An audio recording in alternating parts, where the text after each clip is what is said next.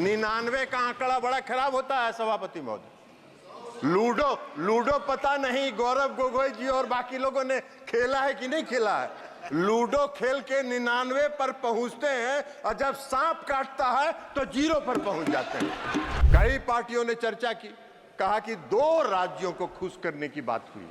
अरे भाई, 2 राज्य को सरकार बचाने के लिए कई बात, सरकार बचाने की कौन सी बात है?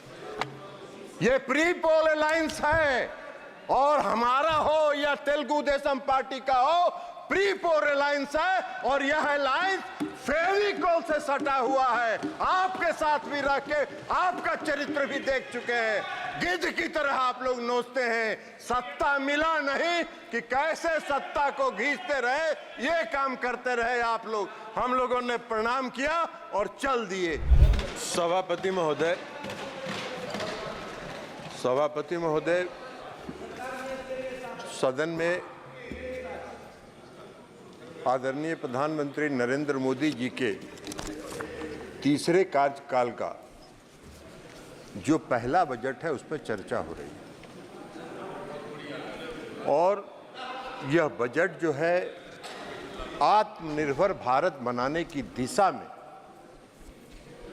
मोदी जी की सरकार का क्या संकल्प है उसको दर्शाने वाला बजट। और पिछले 3 दिन से जो चर्चा सदन में चल रही है, ऐसा लग रहा है कि बजट पर भाषण देने के बजाय नरेंद्र मोदी जी की आलोचना पर यह पूरा बजट भाषण चल रहा है।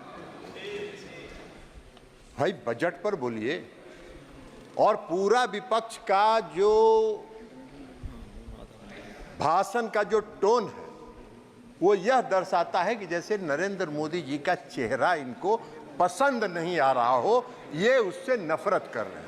लेकिन अब अगर आप नफरत कर रहे हैं, आपको पसंद नहीं आ रहा है, तो क्या करिएगा? इस देश की जनता ने उनके चेहरे को पसंद किया और तीसरी बार उनको देश की सत्ता संभालने की जिम्मेवारी दी।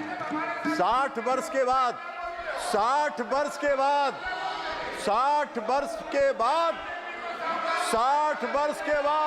जयप्रकाश जी, मोदी जी की उपलब्धता है कि 60 वर्ष के बाद, आजादी के बाद तीसरी बार किसी को इस देश की सत्ता संभालने का मौका मिला है। ये उनको बर्दाश्त नहीं हो रहा है। उनके पेट में दर्द हो रहा है। अब सच्चाई को नहीं पचा रहे हैं। अब इस देश की जो सच्चाई है उसको ये अगर नहीं पचा पा रहे हैं तो हम लोगों का क्या दोष है भाई?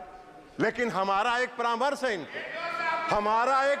है इनको सभापति महोदय कि सच्चाई को जितना जल्दी। इन्होंने भाषण किया, कोई नहीं बोला, फिर क्यों बोल रहे हैं? बैठिए, बता देते हैं माननीय मंत्री जी, आपका चरित्र भी बता देंगे। माननीय मंत्री जी, एक मिनट आपका चरित्र भी बता देंगे कि आप क्या करते रहे। माननीय मंत्री जी, आप चेयर से करें। जयप्रकाश जी, आप माननीय जयप्रकाश जी सुन लीजिए। आप जब बोल रहे थे समय भी अधिक दिया गया, किसी ने आपको व्यवधान नहीं किया। अगर आप खड़े होंगे, नहीं, आप परंपरा सीखिए। आप वरिष्ठ सदस्य हैं, बैठ जाइए। आप परंपरा सीखिए। आपके किसी स्पीच पे किसी ने व्यवधान नहीं किया। आपको अवसर है, आपकी पार्टी को अवसर है। माननीय मंत्री जी जो बोल रहे हैं उसका जवाब आपकी पार्टी देगी, आपके पार्टी के नेता दे देंगे। सभापति महोदय, माननीय मंत्री जी ये बोल रहे हैं।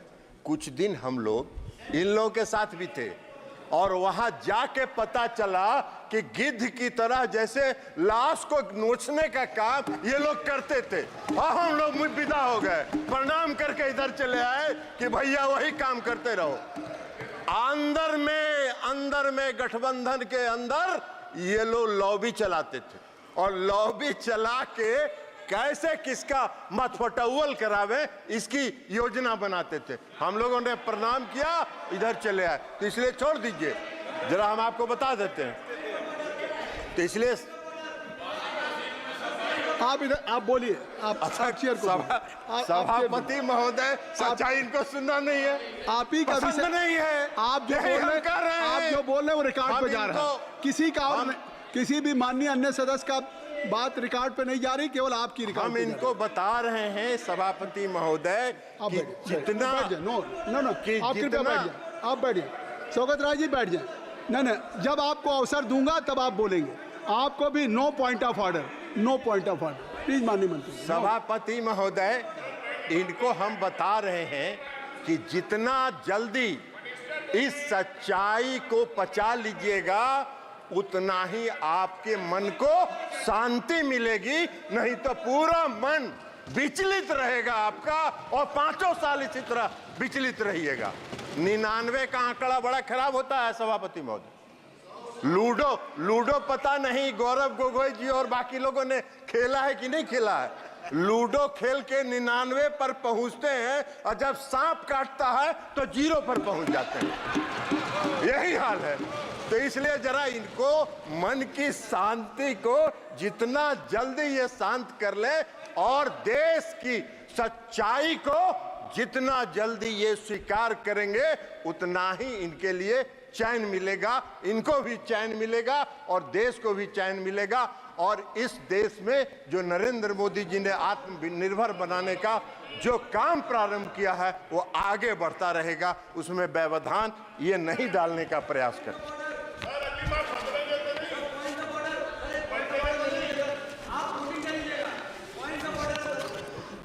नो पॉइंट ऑफ ऑर्डर अब इनको ड्यूरिंग एनी मिनिस्टर स्टेटमेंट या स्पीच आप पॉइंट ऑफ ऑर्डर आप लिख के भेज दें, आप लिख के भेज दें। बजट का ही मंत्री। स्पीच चल रहा है, बैठिए। आपको बजट समझ में आता, आपको बजट में अभी बता देंगे। एक का बजट का भाषण, बजट समझ में आ रहा है।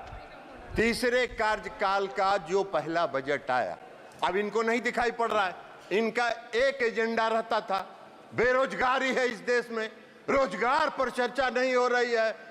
इस पहले बजट में 4.1 करोड़ रुपए 1 करोड़ लोगों के रोजगार सृजन की चर्चा है, वो इनको दिखाई नहीं पड़ रहा है। वो इनको दिखाई पड़ेगा भी नहीं, क्योंकि मन तो इनका विचलित है, मन इनका अशांत है, तो वो कहां से दिखाई पड़ेगा इनको। अभी अब एक्चुअली अब वास्तव में हुआ क्या है कि तीसरे कार्यकाल का ये पहला बजट आया। मोदी जी ने पहला बजट मोदी जी की सरकार ने पेश किया और जो पहला गुगली मोदी जी ने फेंका है इस बजट के माध्यम से, तो ये बोल्ड आउट हो चुके हैं और उसी बोल्ड आउट की छटपटाहट में ये अपना भावना व्यक्त कर रहे हैं। विधवा विलाप किए जा रहे हैं। अरे विधवा विलाप करने से क्या होगा? सच्चाई यही है कि देश के प्रधानमंत्री नरेंद्र मोदी जी हैं और पूर्ण बहुमत के साथ हैं। इस सच्चाई को स्वीकार करिए। और अभी तो शुरुआत हुआ है, अभी तो शुरुआत हुआ है, तो पहला साल है। अभी 5 साल देखिए, 5 साल के बाद मैदान में कहीं नजर नहीं आइएगा। वही होगा कि 99 पर सांप काटेगा और 0 पर पहुंचिएगा। यही होने वाला है। कई लोगों ने, कई पार्टियों ने चर्चा की, कई पार्टियों ने चर्चा की, कहा कि 2 राज्यों को खुश करने की बात हुई है। अरे भाई, 2 राज्य को सरकार बचाने के लिए कई बात, सरकार बचाने की कौन सी बात? ये प्री पोल अलायंस है और हमारा हो या तेलुगु देशम पार्टी का हो, प्री पोल अलायंस है और यह अलायंस फेविकोल से सटा हुआ है। आपके साथ भी रह के आपका चरित्र भी देख चुके हैं। गिद्ध की तरह आप लोग नोचते हैं। सत्ता मिला नहीं कि कैसे सत्ता को घींचते रहे, ये काम करते रहे आप लोग। हम लोगों ने प्रणाम किया और चल दिए। इसलिए आज जेडीयू हो या टीडीपी हो, सत्ता के साथ प्री पोल अलायंस में हम लोग सरकार में है और प्री पोल अलायंस 5 साल का पूर्ण बहुमत मिला है। आप क्लीन बोल्ड हो चुके हैं, चिंता मत करिए। सभापति महोदय, सभापति महोदय, सभापति महोदय, हम पर अभिषेक बनर्जी जी का भाषण पढ़ रहे थे। अच्छा विभाग, आपको ये सब यही काम तो करते रहे आज तक आप लोग। आप लोग यही काम करते रहे। आप चेयर पर गिद्ध के तरह कैसे नोचना है, ये सब नहीं होता है यहाँ। आराम करिए आप। महोदय, हम अभिषेक बनर्जी जी का भाषण पढ़ रहे थे। अभिषेक बनर्जी जी ने भाषण दिया और कहा कि मोदी जी का 4 जून 2024 को जो पहली सरकार बनी, rejected the people of India, which was rejected by people of India. वाह रे भाई, आपके ज्ञान का हमको प्रशंसा करना होगा कि पूर्ण बहुमत की सरकार आप कह रहे हैं कि rejected by the plan peoples of India. वाह, पूर्ण बहुमत नहीं दिखता है इनको। अरे सच्चाई को अभिषेक बनर्जी जी स्वीकार करना चाहिए। इन्होंने कहा क्या भाषण में?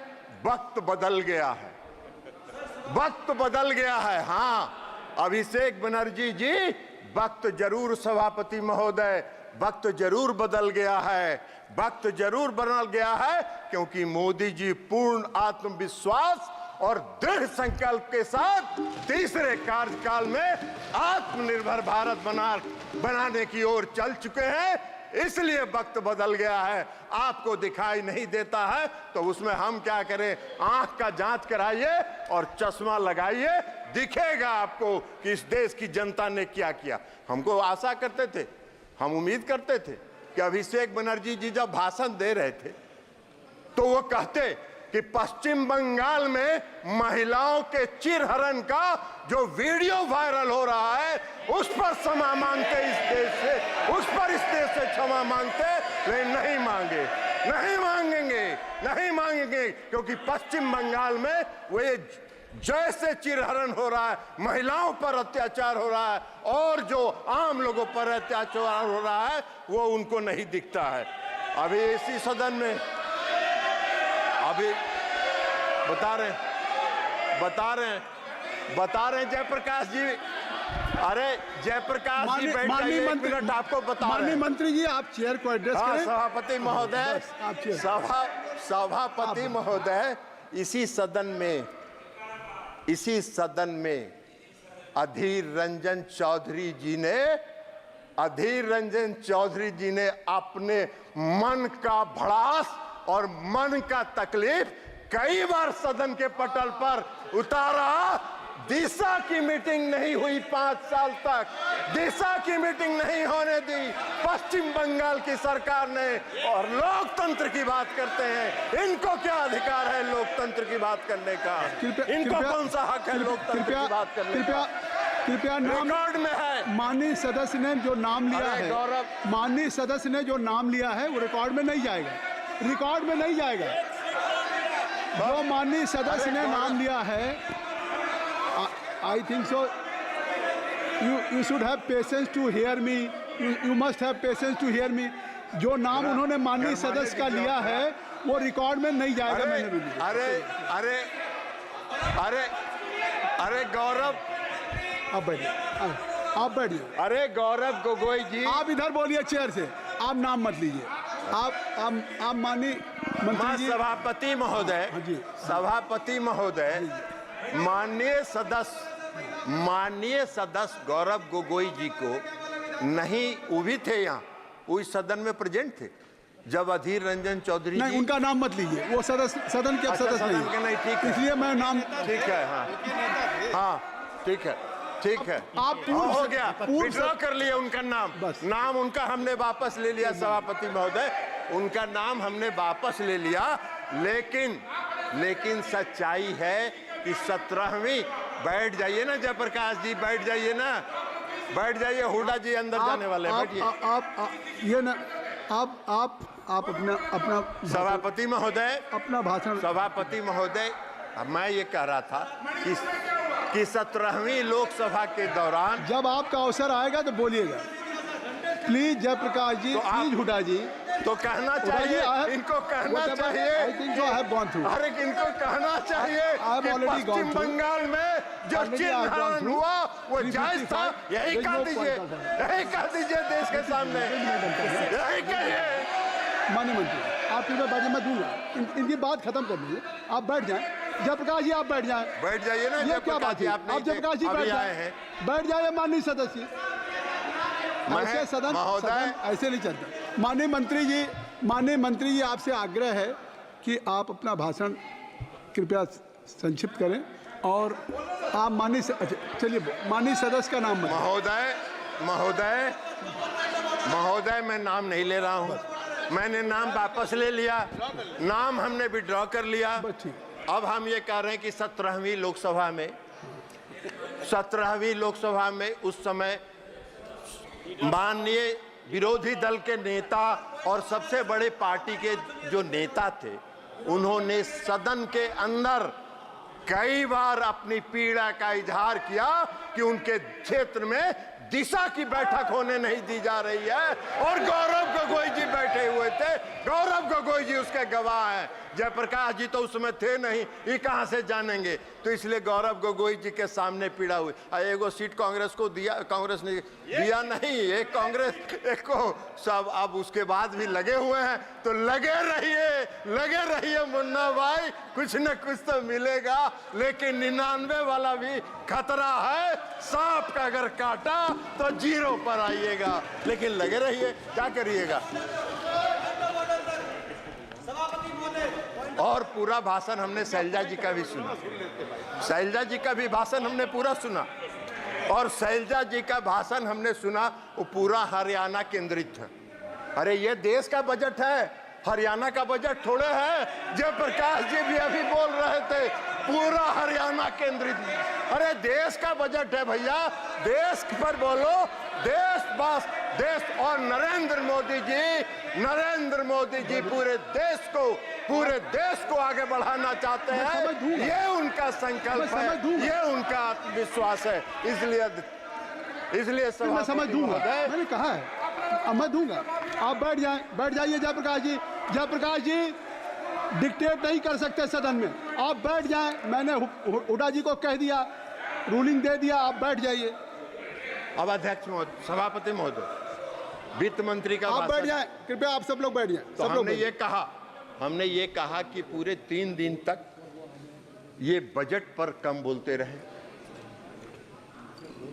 देश के प्रधानमंत्री आदरणीय नरेंद्र मोदी जी का चेहरा इनको पसंद नहीं था, तो इसलिए उनकी आलोचना में ये पूरा 3 दिन इन्होंने बिताया।